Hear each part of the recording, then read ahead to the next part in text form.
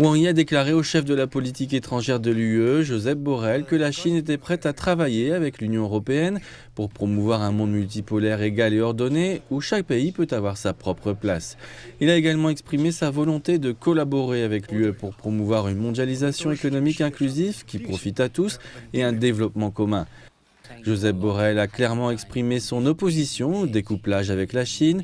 Il a réaffirmé que l'Union européenne continuerait à adhérer à la politique d'une seule Chine et à se coordonner avec la Chine pour relever les défis mondiaux urgents tels que le changement climatique.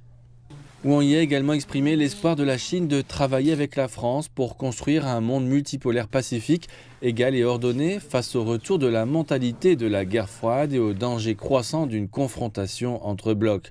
Il a déclaré que la Chine souhaitait recevoir davantage de produits agricoles de qualité de la part de la France et qu'elle espérait également que la France offrirait un environnement commercial équitable, transparent et sain aux entreprises chinoises présentes sur son territoire. Stéphane Séjourné a souligné la volonté de la France de développer la coopération avec la Chine dans divers domaines tels que le commerce et l'économie, les échanges entre les peuples, le tourisme et la protection de la biodiversité. Il a également réitéré l'adhésion de la France à la politique d'une seule Chine, son indépendance stratégique ainsi que son opposition au découplage et à la rupture des chaînes d'approvisionnement.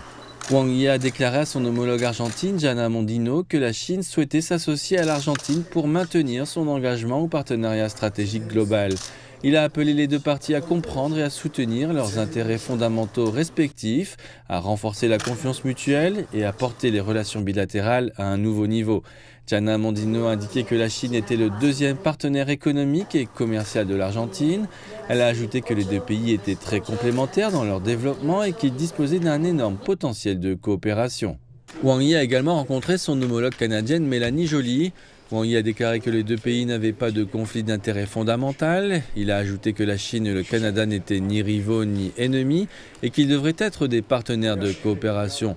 Le ministre chinois des Affaires étrangères a également appelé le Canada à arrêter de promouvoir la rhétorique de la soi-disant menace chinoise et à respecter les intérêts fondamentaux de chacun.